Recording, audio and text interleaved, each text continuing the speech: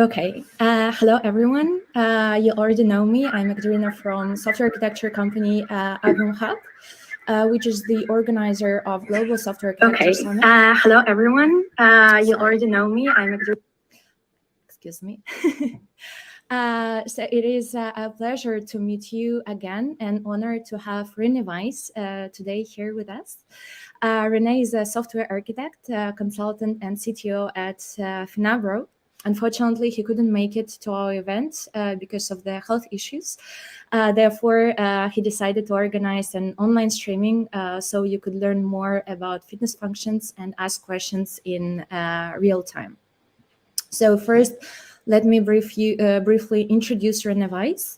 Rene has many years of experience in different roles, including software developer, software architect, project manager, Scrum Master, product owner, coach and trainer, and head of software development. He's one of the experts who co-authored the book Software Architecture Metrics together with Christian Ciceri, Carola Lilienthal, Alexander Fonzitsevich, Michael Killing, and Joao Rosa, who were present at Global Software Architecture Summit this year. So today, Rene will talk about his book chapter, starting with evolutionary architectures by using the fitness function testing pyramid. We will have 40 minutes for the talk and 10 minutes for questions and answers. Please write your questions on the YouTube chat. We will upload the streaming as well as other GSES related video content on Apiumhub YouTube channel. Later on, I will send you the link on chat. And also we will share slides with you via GSES newsletter. So make sure you're subscribed. Rene, now it's your time. Thank you. A perfect introduction. So thanks for the nice words at the beginning. I'm glad I can share my ideas with you today. So I hope it's useful for you. As Katja did already this great intro, we can skip through my first slides rather quickly. So Katja already told the main things about me, my current role, that I've also been lucky enough to be part of the great book project she organized together with O'Reilly. And what else can I tell you about myself before we dive right into the topic? I live in beautiful Vienna in Austria. I like a lot about photography. I like traveling. So these are pictures from my favorite city. I guess you know it. It's New York. If I have a little time and money left, I like to hit the racetrack and do some driving with some interesting cars. And of course, being from Austria, I love skiing. So that's I think enough about me. And let's start right into the topic. And I've divided my talk into 4 main categories so that we are all on the same page, as I don't know how much you were already in contact with evolutionary architectures. So do a little intro on evolutionary architectures and fitness functions. Then I want to share with you my idea about the fitness function testing pyramid and what this is about and why this could help you get in touch with fitness functions, and then also with the idea of evolutionary architectures. And finally, I want to show and share how I would start within a project to define the first fitness functions and then include it in an agile development process. All right. Then let's go to the introduction of evolutionary architectures and fitness functions. So nature has like an approach to solve complex problems, and as you might guess, it's about evolution. Like nature is selecting the best solutions based on the things that survive, actually. And evolutionary architectures is kind of combining the idea that comes with evolution. So a quick definition, it's not a definition about software architectures, but I stole it from Martin Fowler. So software architecture is about the important stuff, whatever that is. And that's kind of the things we as developers and software architects deal with every day. So we want to have an evolutionary approach on the important stuff of our software systems that we build, that we enhance. and combining those two ideas to come up with evolutionary architectures that we want to have small incremental changes spanning multiple dimensions of a software architecture or a software solution. Dimensions, we'll see a little later what I mean with that when I'm talking about the fitness function. And this approach should support, as I said, small changes. It should help us have a broad involvement of the teams building that solution, because usually it's a good idea to not only include them, but to gather all the ideas in a safe fashion, so not something is destroyed because of inexperience, but to have an ability to include the whole team. And this inclusion, of course, should be geared toward a common goal, like what the next iteration, the next product cycle, the next improvement of our software architecture should be. And in order to do that, there's the idea of a fitness function that should then help us define these common goals that we're going to. So that was a quick intro to what evolutionary architecture, the term, is about. So let's now talk about fitness functions, because that's actually the tooling that I would use in achieving that. And defining a fitness function, and a quote that I have from the book of Neil Ford, Rebecca Parsons, and Patrick Roy, like it's borrowed from evolutionary computing, that the fitness function is an objective function used to summarize how close a given design solution is to achieving a set aims, these common goals that we have. And usually the output of such a fitness function, like a function, is a metric we measure against and then decide what is better for our solution. And it can also be used that like equally good results, which are simpler, are even then superior to the previous version, because it's simpler. And usually simpler means it's easier to change, easier to maintain, the stuff we deal with that like every day. So that's the theoretical part. So it gets more practical in a second.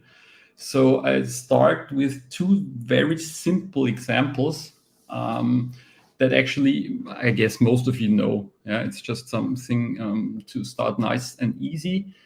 And I have a problem definition that like we want to do something about the maintainability of our solution. And one questions that could arise in that area is like, is our test coverage sufficient? So maybe you think now, wait a second, we do this like decades now. Yes, of course. And I want to just use those simple examples to then span it into multiple dimensions that could be interesting in order to use this a little formality to improve and have a broader view on our architecture. So is our test coverage sufficient? Let's define the target audience. It's usually developers that are interested in it. We have an implementation idea to periodically review the test coverage and the timing, which would be then on each continuous integration build or on the nightly integration test build. And the fitness function is super easy, and I guess you know and do it like all the time. And for that example, I would define it just as to be above 90% for unit tests and above 60% for integration tests. And that's one of a very simple first fitness function to be used and be defined. A second easy one, not as easy, but a little more interesting maybe, is that we want to measure something for our reliability of our services, especially if we are getting more and more into diverse and dispersed microservices architectures. It could be interesting. So like, is our service up and running if the latency to another service is increased? As you know, could happen for whatever reason.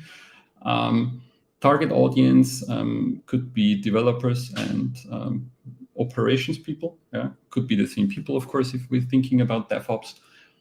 And the idea how to implement something like that is to have periodic tests with the third-party service, but with increased latency. And we want to do that on purpose to increase the latency between services. And we run that test, for instance, nightly on each integration test build. And a not so easy fitness function definition could be that we want to have 0% integration test errors. So the whole integration test suite runs through. If we set the network latency to the third-party service to 5 seconds. So we still expect 0 errors in case of network latency. And I guess this idea is not totally new now. It's just a little more formal. And in order to have this overview about multiple dimensions, I want to first talk about a fitness function categorization into 6 categories or dimensions, and some of which we've already seen now in the introduction of the fitness function examples. And the 6 categories is the execution type, the quality attributes, which are super important to me, and I will talk about them in more extent in a second. The monitoring type, breadth of feedback, execution location, and test applicability. So as we've seen, do we want to measure and evaluate the fitness function triggered, or do we want to monitor that continuously, like in a production environment? With the execution type, we already usually also define and think about the execution location. So I'm jumping to the bottom line, and the 5th one here, like, is it run within a CI/CD build? Is it some test environment? Is it the production environment? That's usually interesting when we're thinking about monitoring of continuous things. Or it could also be like a combination of that we have a triggered build, CI/CD build, but it's running some test against the production environment or the test environment.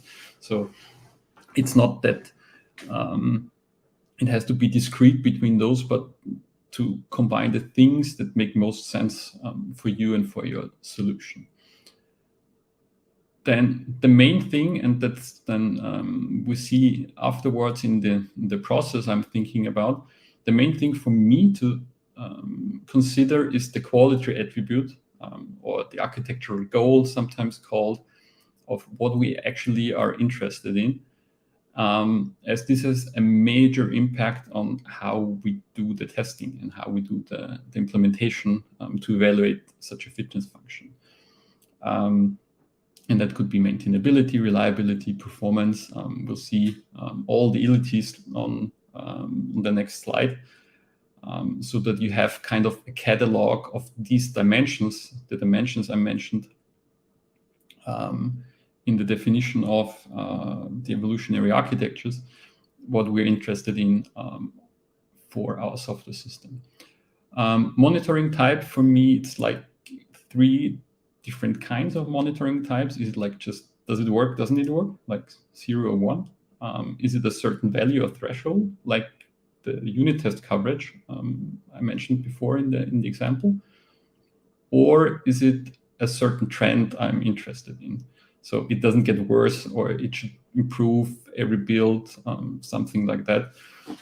And for me, in practice, usually I'm more interested in the trend, because if like the test coverage is only 30-40%, it's fine that we define it to be above 80%. But it will take some time to get there.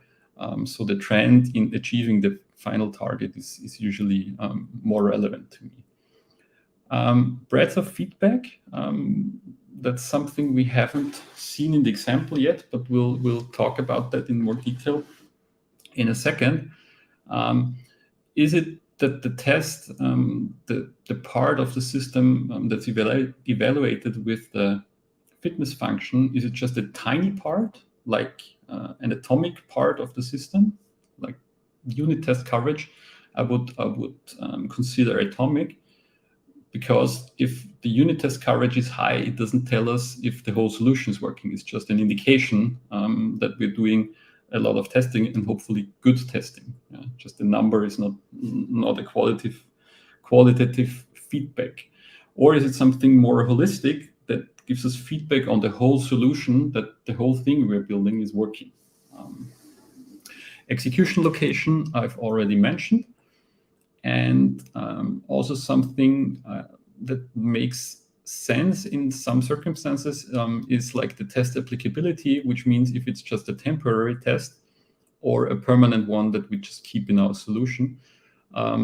And the idea behind temporary is usually you do some big refactoring work, and for that you want to have some meaningful architectural tests that is measured by fitness functions. And then once the activity is done, you discard those tests because it doesn't make sense anymore. So having those 6 categories or dimensions, this is the area you're kind of picking and choosing to find the tests most applicable for your solution. And as I said, I want to particularly emphasize on thinking about the quality attributes, those so-called ilities, because most of them end with an ility in the name. And when I'm talking to product owners, software developers, and we are thinking about what's most important to the solution, I kind of like the idea to have this small catalog of those 8 main ilities, and then pick and choose and prioritize them for the whole software solution. And the 8 are, for instance, starting with functional suitability, that kind of needs some explanation usually. With functional suitability, I don't mean functions like the functionality of an application, but more like the quality behind that function. And I usually explain it.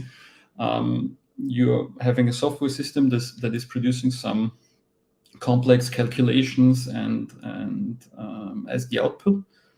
And the functional suitability would then mean how precise the output is. For instance, does it need 10 digits after the comma, or is it just enough to have 3? Because usually these quality attributes have some kind of dependency on each other. So, for instance, if you need some calculations with a 10-digit precision, usually it's impacting the performance because it takes a lot longer to calculate that. So that's why it's wise to choose the order, the priority of those attributes, and then also these guide the areas where we are going to implement architectural tests and define fitness functions for them. Performance, I guess, rather self-explanatory. Compatibility to some standards, other systems, formats, services, stuff like that, where you're interacting with other stuff. Usability, also rather clear, I guess. Reliability, as we had in the example before, latency increases and our software is still working. That would be a test for reliability. Security, also rather easy. Maintainability, that's the stuff usually software developers are interested. In that category is everything that how good is a solution, a software system, how good can it be changed, how good can it be extended, how easy is it to find an error in it. And usually it's the thing that software developers are interested in. But coming from that area, it's also usually interested when talking about talking with product owners. Like we want to have a short time to market, then it's good to have a look at maintainability of a software solution, because then usually it's easy to build new features in it if you have a good maintainability. And last but not least, portability. Is it necessary that our solution runs on different platforms? thinking about mobile phones, Android or iOS, operating systems, stuff like that. So those are the 8 main category and quality software attributes I like to think about when building a software solution, a software architecture, but also then using those for the fitness functions. So out of the 6 categories, we've now taken a deeper look into the ilities. That's one of the 6. And there are 2 other very important ones. I want to have a certain explanation to them. The other 2 is like the breadth of the feedback. So that's on the y-axis here, the atomic or holistic feedback, and on the x-axis, it's the execution type, if it's triggered or is it something that is continuously evaluated. And with those 2 dimensions, we get 4 quadrants. So to have an idea what kind of tests and what kind of fitness functions live within those 4 quadrants. And that then brings me finally to my idea of the fitness function testing pyramid, to give a little guidance on where to put a lot of emphasis and other stuff that comes with it.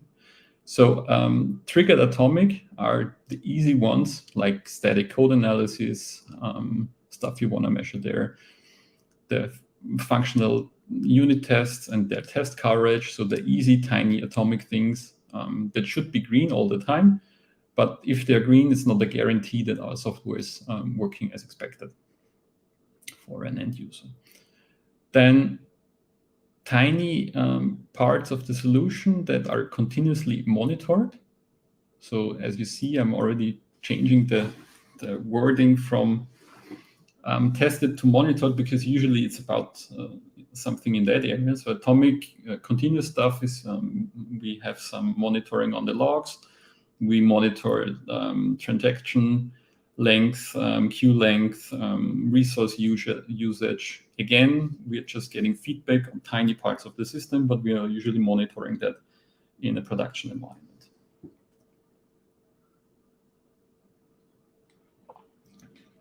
On the holistic side, we can also have trigger tests that are executed with a certain trigger, but give us broader feedback on the solution, and simplest of which would be exploratory testing, that a real human is testing the whole solution and giving us feedback if it works or not. Other parts would be relevant performance tests that give feedback on the whole solution in that area, and also to give feedback, maybe qualitative tests with some very important web services, other interfaces that are used, that are just triggered and executed against our system. And finally, and like the tests and the fitness function that would give most feedback if our solution is working as expected, would be the continuous holistic area. Continuous, as I said, usually means that we're getting feedback from the live system. That's usually meant with that. And the feedback is so good that we are pretty certain that our solution is working as expected. And part of that quadrant, as you've probably heard of, would be, of course, as well, chaos engineering. Like Netflix is doing a lot in that area.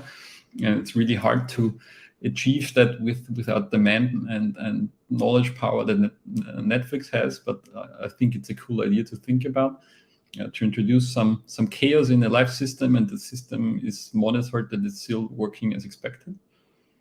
But it could also be some end-to-end measures you gather on your system. For instance, you have a web shop, and usually you have some kind of bandwidth, what you're expecting on user interactions, checkouts, turnaround you achieve within the web shop. and you're measuring that. And if something is not in the expected threshold amount, that could be an indication that something's wrong. Maybe some button is not working anymore, so that people cannot check out, or some browser is not working anymore, because that's a holistic feedback on the whole solution you would have. So with that introduction of evolutionary architectures, now fitness functions, the dimensions, the quality attributes, and the 2 dimensions of breadth of feedback, atomic or holistic, and the trigger of the test, if it's something that's manually triggered or triggered by some schedule, or is it run continuously within test or production systems. I want to combine that and come up with the idea of the fitness function testing pyramid. So actually, that's just the concept I derived from the normal functional, whatever you want to call it, testing pyramid that I guess most of you have seen and read about.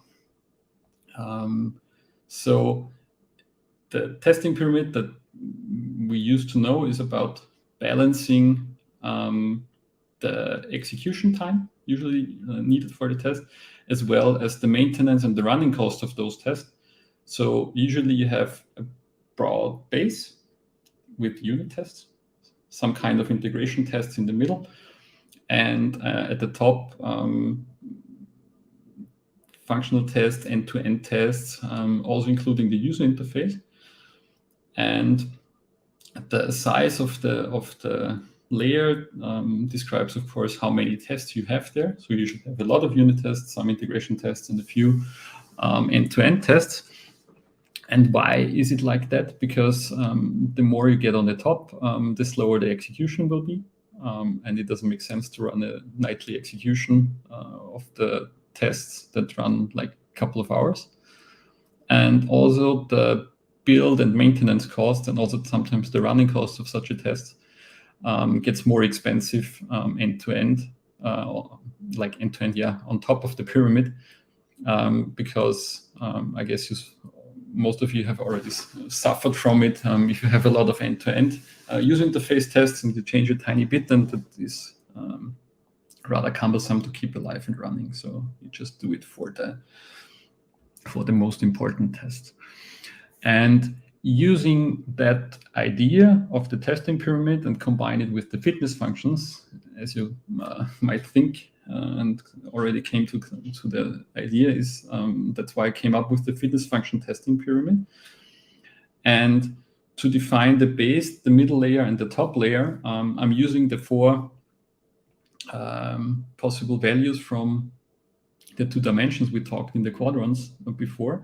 So the base of all the things we want to test with architectural tests that provide some feedback on the architecture are triggered atomic, because they are easier to build, but give only atomic feedback on the solution. In the middle, you have the combined area of triggered holistic or continual atomic. And on the top, you have some kind of this end-to-end user feedback tests where you see that everything's working that's on top. And again, from the idea, it's the same as with the normal testing pyramid.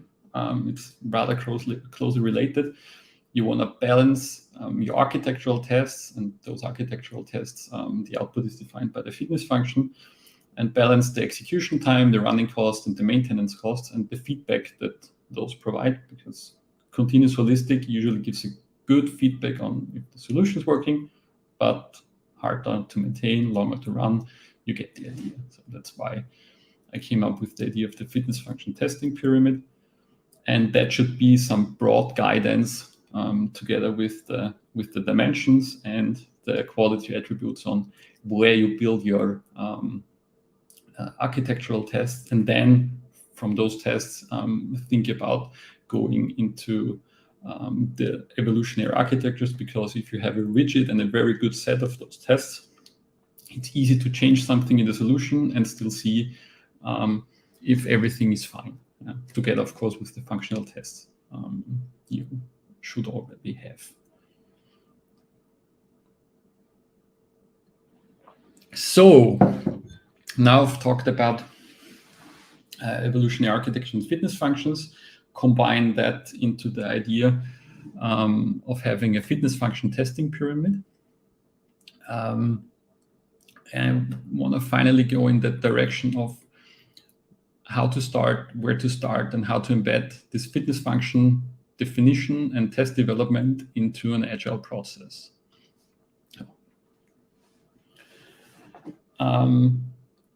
Usually you have two phases, like you start initially with that idea and then you go on continuously, like in your sprint, when you're using Scrum or you're doing something other agile like XP or Kanban or any combination of that.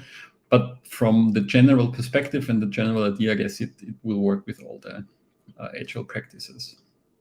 So let's forget about the right part, this continuous, for a second, and talk about this initial setup, how I would start with people when someone asking me, how can I use fitness functions? How can I go into the direction of evolutionary architectures? And as you might have guessed, that's why I put such an emphasis on these quality goals and quality attributes. Use the 8 ilities when talking about what are the central quality and architectural goals you have in the solution. And not only do that with software developers, but also do that with the business people, product owners, product managers, what's important to them. And I like to use the catalog from the ISO 25010. There are others, but I stick with that, and it's my preference. I don't advise that there's one catalog better than the other. It's just nice to have some kind of catalog to use and to talk about. The second step for me, that's another extension I haven't talked about extensively, is to develop quality scenarios. Quality scenarios are just some examples what could happen in your solution. For instance, for one of the quality goals, and let's just define a simple quality scenario that's just really a drilled down example for a solution. For instance, you're using a third-party service, and the third-party service is providing weather data to your users. And this sample, and I would really write it down as a sample, a user using your weather app is still getting a response if the third-party service providing the data fails. But the accuracy of the delivered data is allowed to be a little slower. So you see it's kind of a mixture. It could also be in the idea of a user story, but linked to some quality goal for your solution. And the quality goal is whether data is still being provided to the user in case of some bad event happening. Then you select and prioritize those quality scenarios and the quality goals for your solution and the testing. So you start with the most important ones. For those, you develop and formulate fitness functions. Then you try to automate the test about the fitness function and the evaluation so that you have a discrete output or whatever measure is convenient for that fitness function. And then don't forget about to visualize the results. As I said in the beginning, it's important to have all people on board, to have a lot of people having the transparency, what they're working on, what's important for the solution.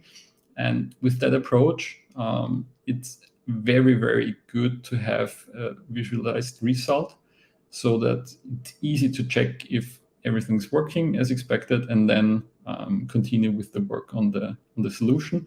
And with that starting point, we're going in the direction of having evolutionary architectures, because then everyone can change something in the architecture, and having a good set of those tests and fitness functions, we can see if we're going in the right direction and the values are improving. And we are still on the safe side that we haven't destroyed anything in our solution. So once you have an initial setup, that's now the right part of the slide.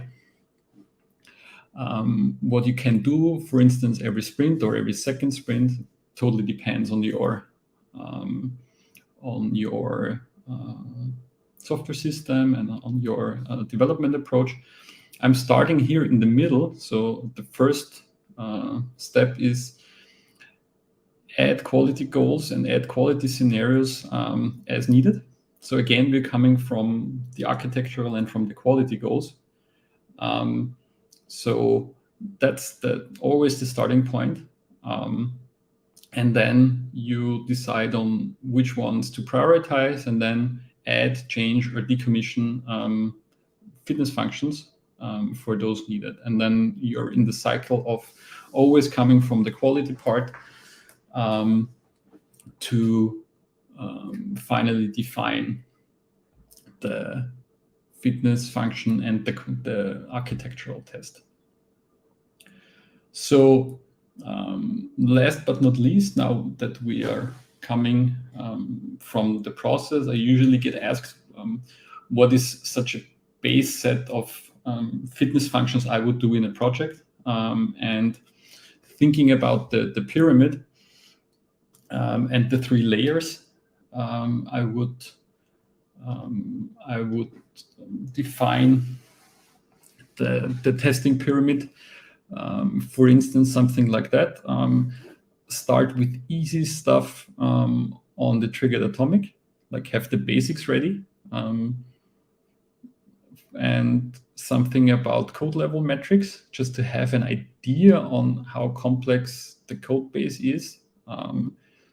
Then, of course, also what we've had in the samples to have some kind of unit and integration test code coverage, where I always say and put an emphasis on it's not only the number, but it's of course the quality of those tests. I've seen solutions where they had like 90% of code coverage, but the tests were useless because they were testing every branch, and the code was so interlocked that it didn't make any sense. And once you changed something, you had to rewrite the whole test. So they had a good coverage, but without good feedback. So it's also some qualitative approach where the architect team should come together and analyze and define what good means in that case.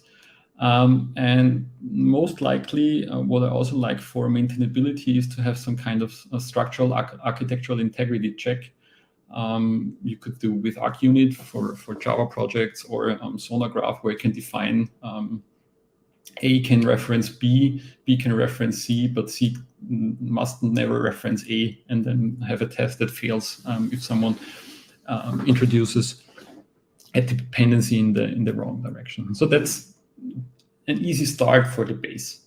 And in the middle layer, this triggered holistic or continuous atomic feedback areas. As we also had in the quadrant, I like to have some performance feedback on a regular basis, like at least nightly. And that could be triggered within a test environment, or have live measurements, continuous atomic from the production. Same goes with response times for a whole web page build. I've once done something with Google Lighthouse. Maybe you know it, maybe you haven't taken a look into, which is kind of nice because it gives you real feedback on when the site is ready, the page is ready to the user, when it's visible, when it's clickable. That's kind of real feedback on your solution. And once this becomes worse, it could be a problem with the whole system. And what also makes sense is kind of to have some triggered holistic end-to-end process testing, maybe during off hours. So as I'm currently CTO and we're building some sign-up process to sign up to workplace pension products. We're doing end-to-end live testing with Selenium nightly against the product, against the production environment, and then see if everything's working, because actually that's the feedback that I want to have for a solution. Is it working for the end user? Is it working for our customer? And finally, if you've managed those two areas, it might make sense to think about at the beginning to have like 1 to 3 continuous holistic business metrics that show the healthiness. Most or the easiest example that I could think of was to measure the turnout rate within a web shop, where we're monitoring if that's within a certain threshold and have some business metrics really showing the healthiness of the whole solution, to see continuously if everything's fine. Yeah. And if you have a large enough solution and room, of course, you can go in the area of chaos engineering a little bit, but I would start easy within test environment and not attack your live solution. And last but not least, it's not really related to architectural tests, but I also like to have at least some team metrics. For instance, have a monitor a rolling average of new bugs and resolved bugs. So like, do we have it under control? And for, depending on how your deployment frequency is, it might also be interesting if you do a lot of deployments, which is usually a good sign for the team and the solution you're building. So I'm 1 minute over, but I have one last slide. To sum it up, evolutionary architectures is about small incremental changes. We want to have small incremental change and see if it's going in the right direction. The direction and the guidance is provided by the fitness functions. And my idea about the fitness function testing pyramid and this analogy for those fitness functions and architectural tests should help you and have some guidance on how to start, where to put an emphasis on, and what kind of dimensions you can think about in building your tests. And what I usually say at the end when I'm talking about evolutionary architectures and fitness functions is, please do not automate tests because you can, but because it makes sense for you and your environment. And the key aspect for what makes sense and where you should put in your effort in is to focus on the quality attributes and the utilities that are most important to you, to the stakeholders of the solution, and to your users of the system. So thank you very much for your attention. I hope I could give you some ideas on what's going on with fitness function evolutionary architectures. And I've already seen a question sent, and which is if I have any example of a tool you can use to generate coupling metrics and integrate with a pipeline. Yes. So for that, I usually, and it's the last couple of years I was working in Java development teams, or with Java development teams. I kind of like ArcUnit on the coupling between packages and stuff, and get input on that. And for code level metrics, I've usually just stuck with Sonar. Please don't ask me about any other tools I've used like 10 years ago, but not Sonar Cube. Sonar Cube is about package coupling, but also Sonar, and then using metrics there, and then customize it on the area important to you. But usually I'm interested in something like cyclomatic complexity. All right. very much for your presentation and for answering the first question. Let me remind other attendees that they can ask questions in YouTube chat. So this is your time. Take advantage that Rene is now with us. So yeah, don't be shy, ask questions. We still have several minutes for that.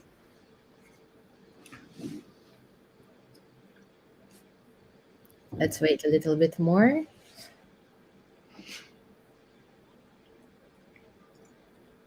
But it was a really, really great presentation, Rene. Thank you so much for making it.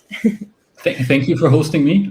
It was actually a first for me doing some YouTube stream. So thanks for Katja and also the people at Apiumhub in doing that with me and providing the platform. It really worked very well. Great. Okay, it seems like we don't have any more questions. There is one person who says, thanks for the great presentation. You're welcome.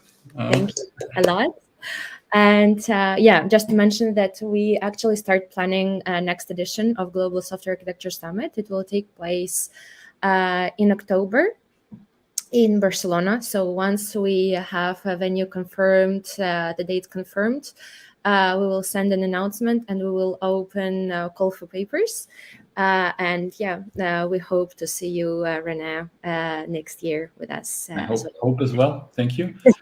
If something comes up in your mind, maybe you can just shoot me a message on Twitter or on email. You will see the contact details then on the slide. Katja is showing. So thanks for your time and have a nice Wednesday.